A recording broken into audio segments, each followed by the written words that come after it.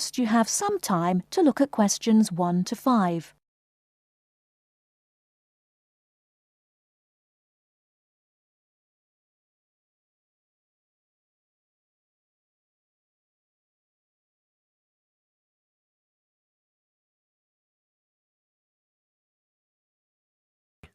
Listen and complete the notes about 2 people who work at ESCO Engineering. Oh, hi, Maggie, it's Greg. Hi, Greg. I'm phoning to check some information about some of the staff. I'm putting all the staff data into new files, and I noticed that I don't have files for 2 people. I think you might have them. Oh, really? What are their names? Peter Austin and Jane Moore. Let me have a look. Yes, I've got them here. Shall I send them to you? No, you don't need to. Just give me the information now. I can write it on some new files. I don't really need the photos if you've got photos there. OK. Well, Peter Austin first. Now, is that Austin with an I or Austin with an E? It's Austin, and his address is 110 Argyle Street, Tunbridge Wells, Kent, TN3 5RQ. 110? Uh-huh. And his phone number? It's 07984 645 792. OK. And how old is he? He's 47. 47. And what about his marital status? He's married. There's a note here that he has 3 children, 2 boys and a girl. OK. And finally, when did he join the company? He started with ESCO in August 2003. Thanks, Maggie. Before you hear the rest of the conversation, you have some time to look at questions 6 to 10.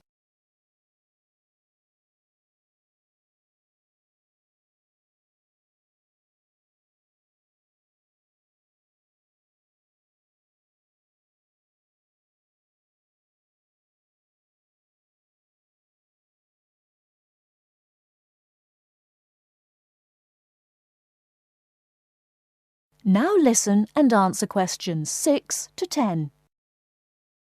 Now, what about Jane?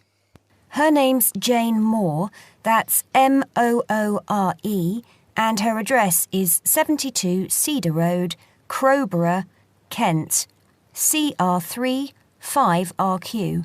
CR3 and what, sorry? CR3 5RQ. And how do you spell cedar? CEDAR.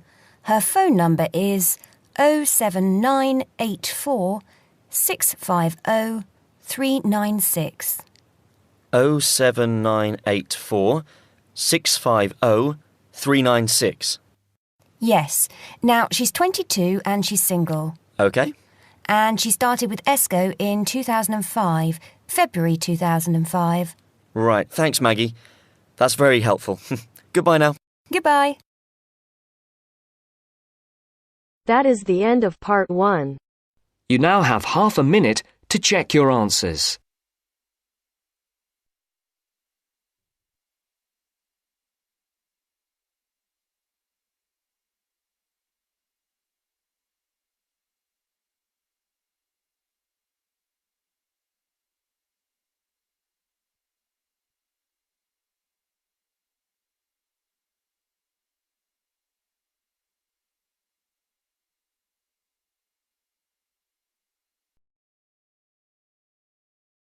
Now turns to part 2. Part 2. First, look at questions 11 to 14.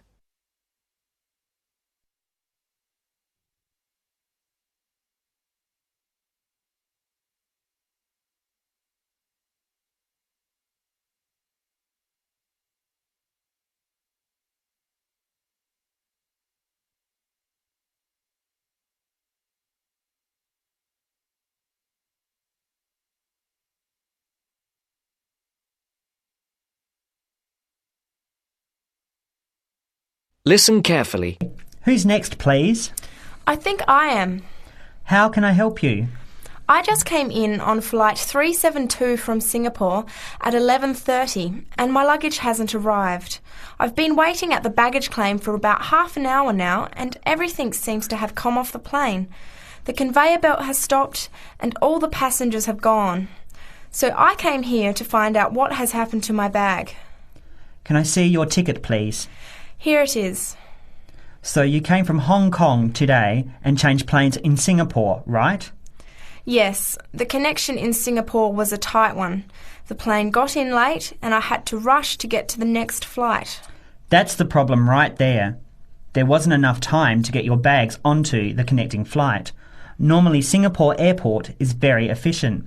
Now, I need you to fill in these forms. Your name. Jenny Lee. Address. I guess you want my address here. I'm staying with relatives.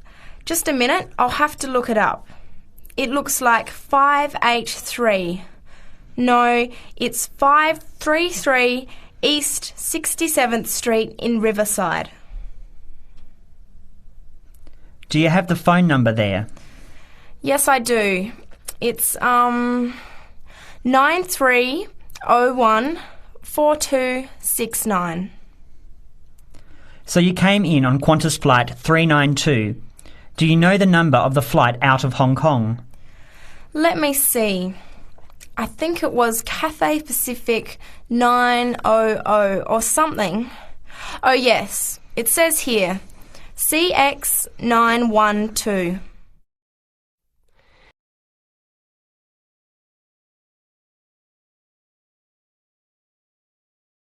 Before the broadcast continues, look at questions 15 to 20.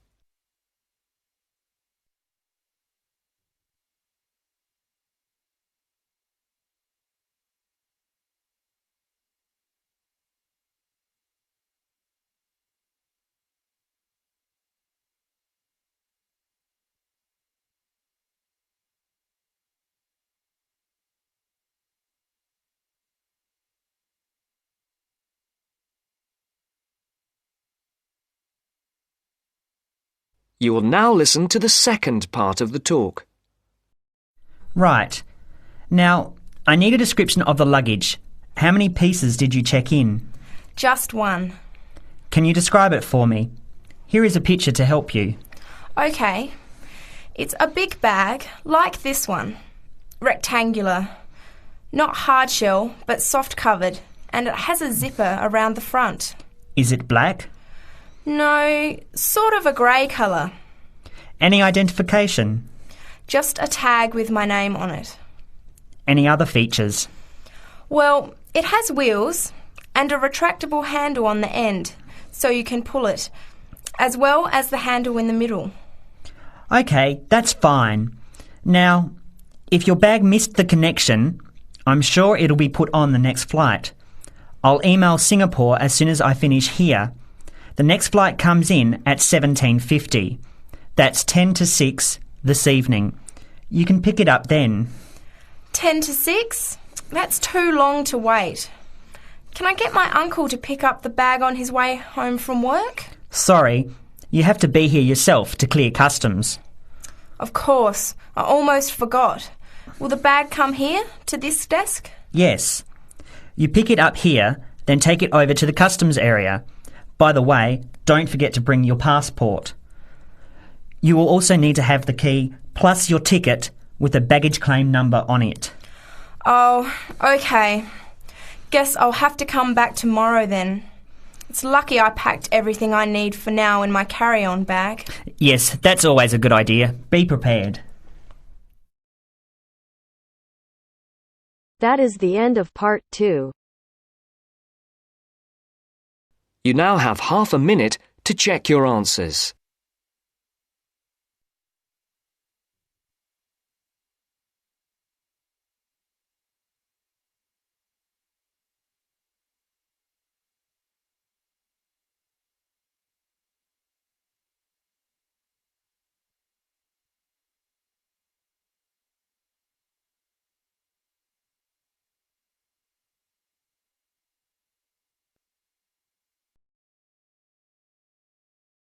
Now turns to part 3.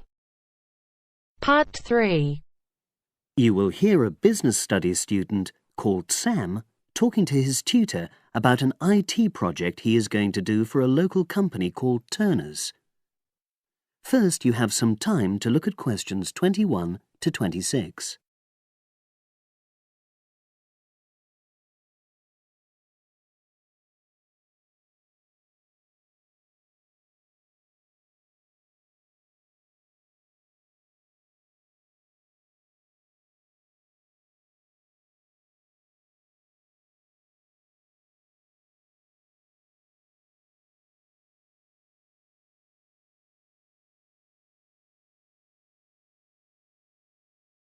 Now listen and answer questions 21 to 26.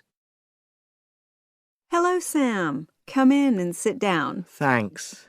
You're here to discuss your company-based IT project, aren't you? Yes, I've been to see the manager and he's given me a lot of ideas about projects that the company would find useful, but I wanted to ask your opinion about them before I choose one. Yes, that's fine.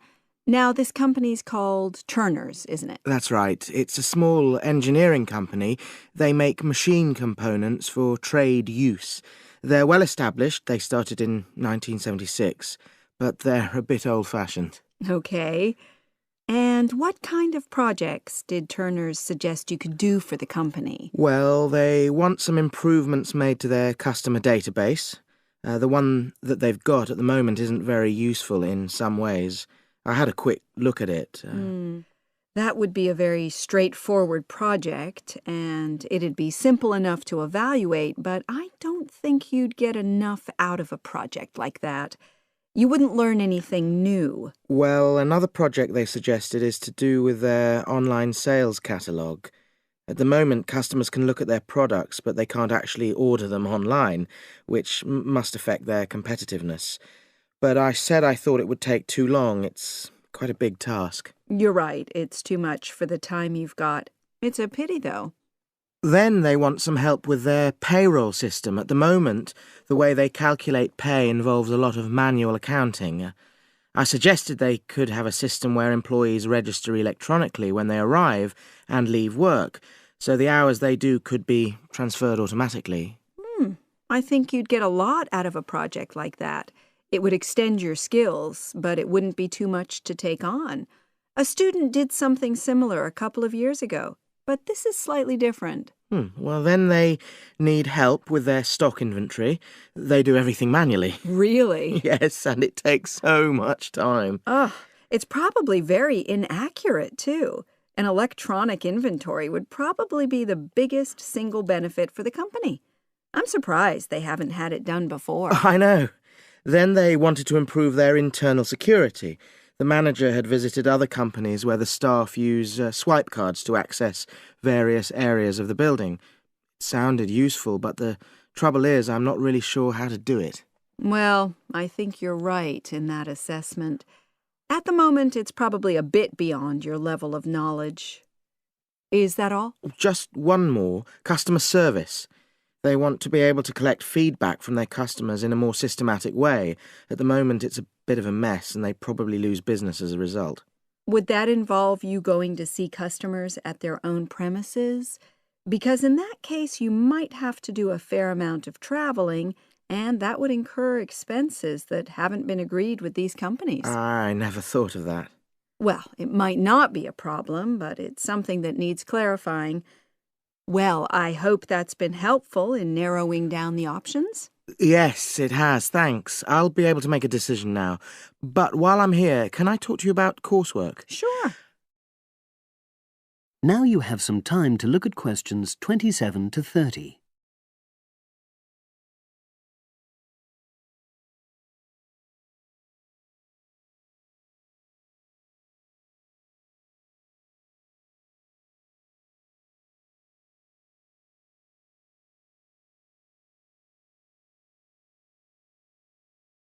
Now listen and answer questions 27 to 30.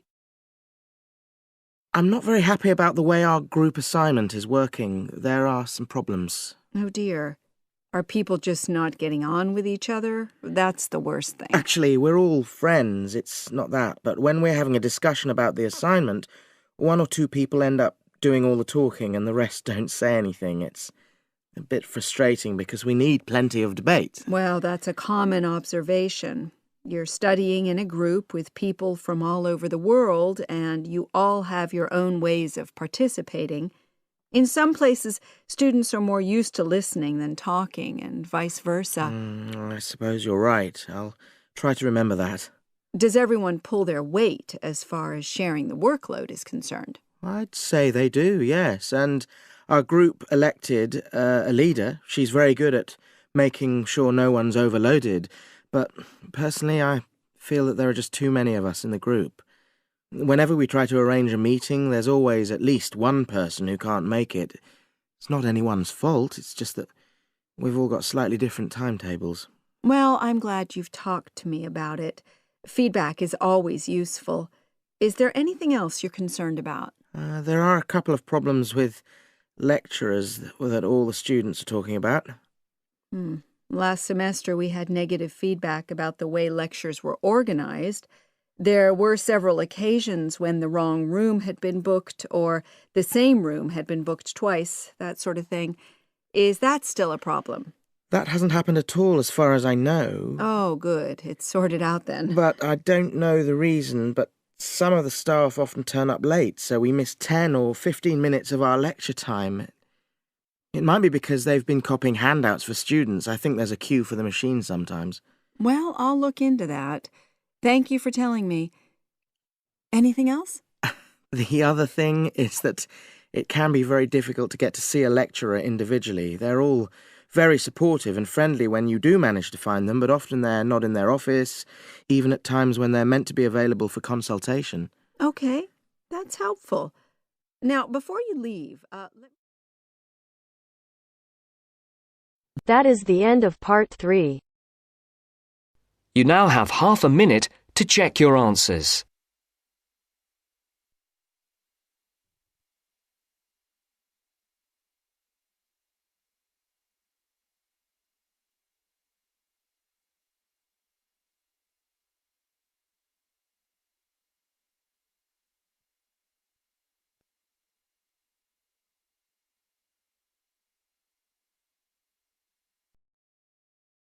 Now turns to part 4. Part 4. You will hear a talk given by Dr. Miranda James. First, you have some time to look at questions 31 to 35.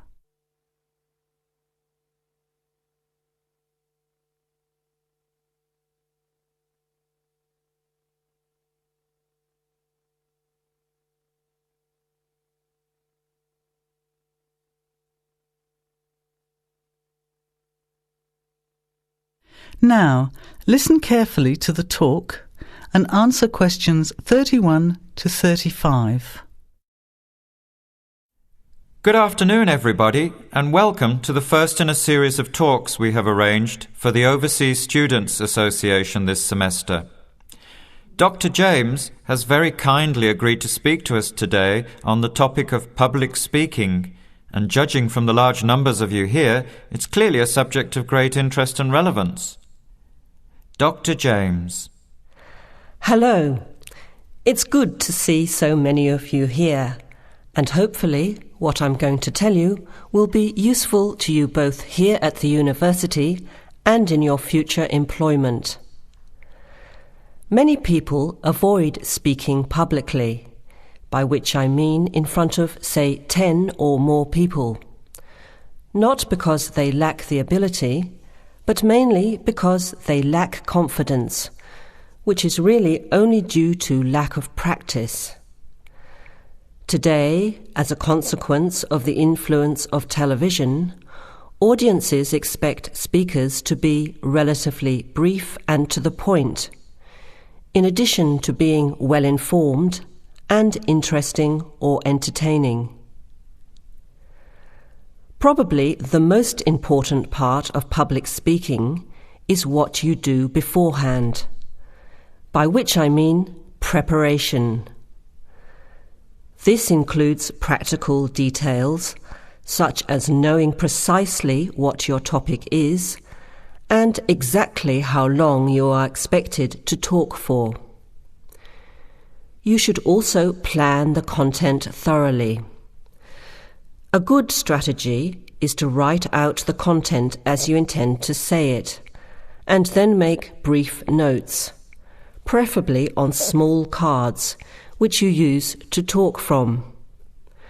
This way you sound more natural. You incorporate pauses while you look at your notes, and you can then look at your audience while you are speaking. Never read your speech without looking at the audience. Eye contact is a very important part of communicating with an audience. So deliberately move your head and look around at your audience. Pauses are important, as most people, when they are nervous, tend to rush through their speech. Now you have some time to look at questions 36 to 40.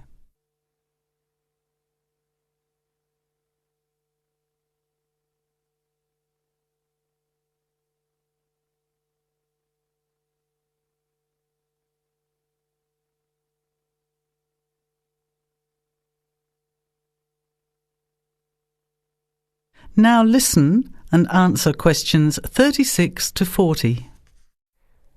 Practice speaking slowly. This gives you more time to pronounce your words correctly.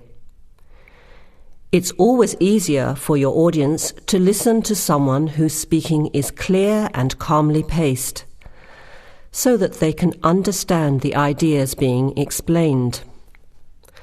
And the bigger the group, the more slowly you should speak. Remember to project your voice, speaking clearly to the person furthest away from you. It's a good idea to rehearse and record yourself. Pay attention to your intonation when you listen to yourself. It's even harder if you're speaking in a second language, I would imagine. But there's nothing worse than listening to a flat, monotonous voice. So try to vary your tone and rhythm. This will add meaning to your words. Lastly, pay attention to both your posture and your gestures. A confident person stands or sits in a small group with their head up, chin out, and shoulders back. Try to avoid scratching or fiddling with your hair or beard, or pens, jewellery, and so on. These movements can distract and irritate your audience. Yet you may be unaware of them yourself. Another reason for rehearsing, preferably with feedback from a friend, or better still, on video. I hope these few tips will make your experience of speaking in public a little easier. Remember, practice makes perfect. That is the end of part 4. You now have half a minute to check your answers.